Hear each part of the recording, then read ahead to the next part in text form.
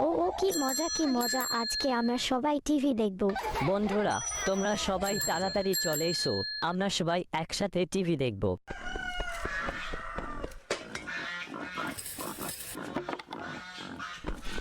মা শুনছো, আজকে আমাদের গ্রামে টিভি দেখানো হবে। আমার বন্ধুরা সবাই মিলে আজকে টিভি দেখবে, আমিও টিভি দেখব।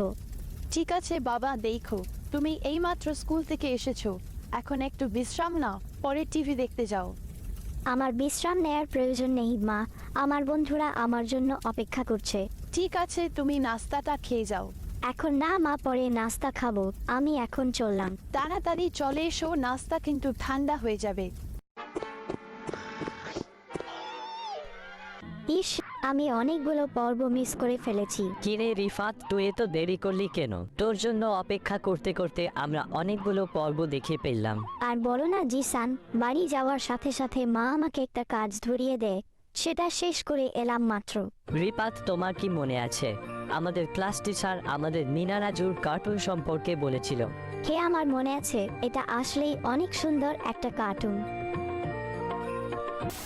দূর অসময় ডিস্টার্ব। এই যে বাবা, আমার কথা শুনো, তোমার পাশে এন্টেনার তারটা একটু লাড়িয়ে দাও। হ ঠিক আছে ঠিক আছে, আর একটু হে, এবার ঠিক আছে। আমি এবং আমার বন্ধুরা সবাই মিলে একসাথে টিভি দেখতে শুরু করলাম এবং গ্রামের সকল মানুষ মিলে অনেক মজা করলাম। রিফাত, তুমি কি জানো আমাদের পাশের গ্রামে আজকে রাতে অনেক বড় টিভি দেখানো হবে? তাই নাকি? তাহলে তো অনেক মজা হবে। হে অবশ্যই, আমরা সবাই আজকে রাতে সেখানে যাব আর অনেক মজা করব। ঠিক আছে, আমরা সবাই যাওয়ার সময় একটা করে লাইট নিয়ে যাব, তাহলে আমাদের আর ভয় করবে না। হ্যাঁ, তুমি ঠিক বলেছ। মা, আজকে না আমাদের পাশের গ্রামে অনেক বড় টিভি আনা হবে, আমার বন্ধুরা সবাই যাবে, আমিও যাব মা। না বাবা, এত রাতে বাহিরে যাওয়ার দরকার নেই, এমনিতেও আজকে বাহিরে অনেক অন্ধকার। কালকে না তুমি টিভি দেখলা, আবার কেন দেখতে হবে? মা, এটা নতুন যুগের টিভি আর এটা অনেক বড়, একসাথে অনেক মানুষ দেখতে পারে।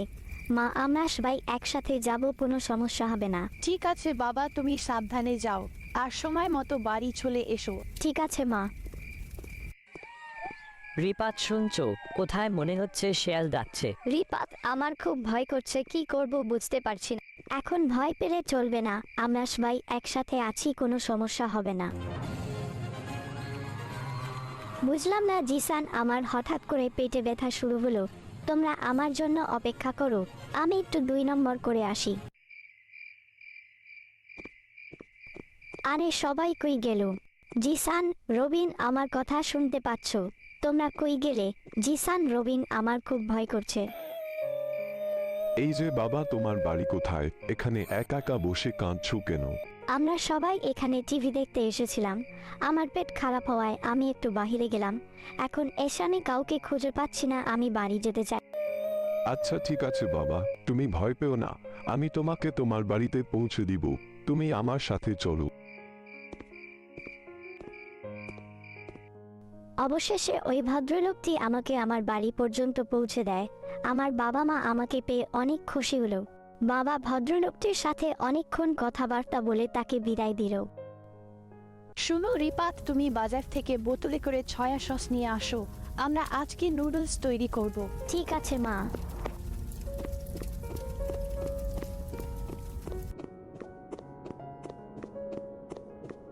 এই যে কাকা, আপনার গেট খোলা। গেট খোলা মানে কি বলতে চাইছো তুমি? বলছি আপনার পেন্টের চেন খোলা। কি বললে? যত বড় মুখ নয় তত বড় কথা, যাও এখান থেকে, পাজি দুষ্ট ছেলে কোথাকার। আমি আপনার উপকার করলাম আর আপনি আমাকে গালি দিলেন, আপনি আসলেই একটা খারাপ মানুষ। এই যে বাবা, কি লাগবে তোমার? মামা, আমাকে 1 বোতল। ইস, আমি তো ভুলেই গেলাম, এখন কি করব? কি হয়েছে তোমার? মামা, মিষ্টি জাতীয় একটু লাল রঙের পানি দেন। ঠিক আছে, দিচ্ছি। এই নাও, আর 40 টাকা দাও। টাকা বাবা বাজারে আসলে তার কাছ থেকে নিয়ে নেবেন, আমি এখন গেলাম। এটা অনেক মজার, কিন্তু গ্রানটা একদম বাজে। কোনো ব্যাপার না, আরো একটু খেয়ে নিন। মা, এই নাও তোমার জিনিস। দেখি তুমি কি এনেছো। একই তোমাকে আমি সয়া সস নিয়ে আনতে বললাম, আর তুমি মদ নিয়ে এলে এবং অর্ধেক শেষ করে পেলে। দাঁড়াও, আজকে তোমার খবর আছে। আমার ভুল হয়ে গেছে, কথা দিচ্ছি মা, আর কখনো এইরকম ভুল হবে না। দাঁড়াও বলছি, না হয় খুব খারাপ হবে। কোনো একটা কাজ মন দিয়ে করতে পারো না। কয়টা লাঠির বাড়ি খেলে সব মনে থাকবে।